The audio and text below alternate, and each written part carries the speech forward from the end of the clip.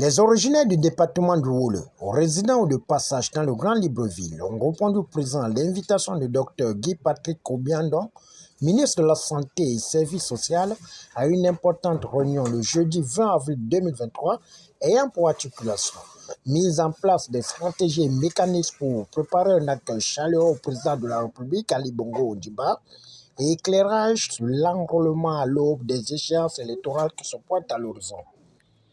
Comme vous l'avez constaté, le président de la République, depuis quelques mois, organise des tournées républicaines dans les différentes provinces de notre pays.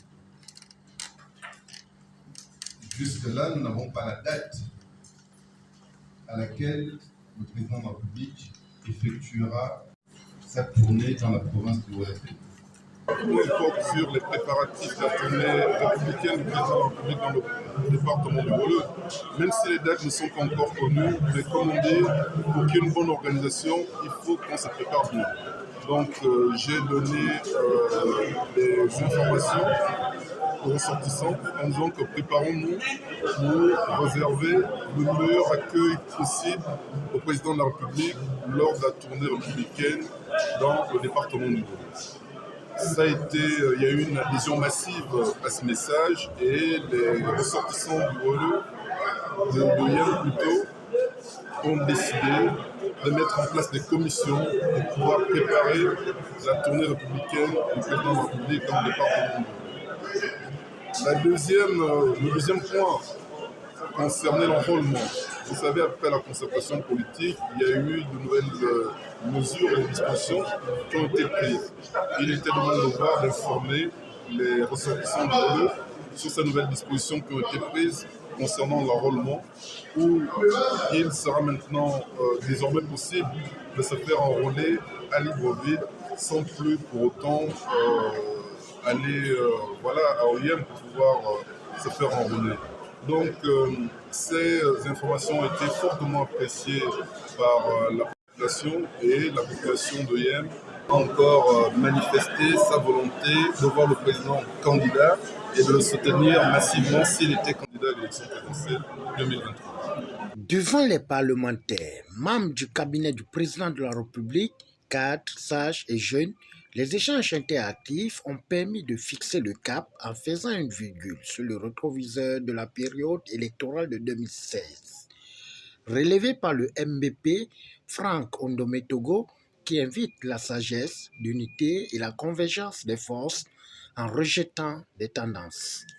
Dans le vif des sujets d'actualité, notamment la visite du président de la République chez nous, mais également l'enrôlement sur la liste électorale. Contribution simplement, mais pas question. La réunion de Libreville est très importante pour le succès de ces deux événements.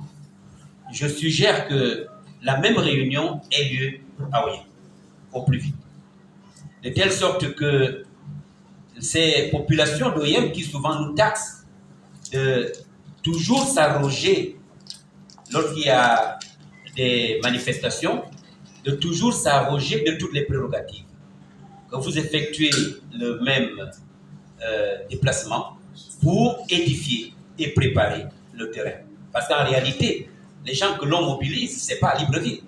Ce sont les résidents locaux que nous devons mobiliser.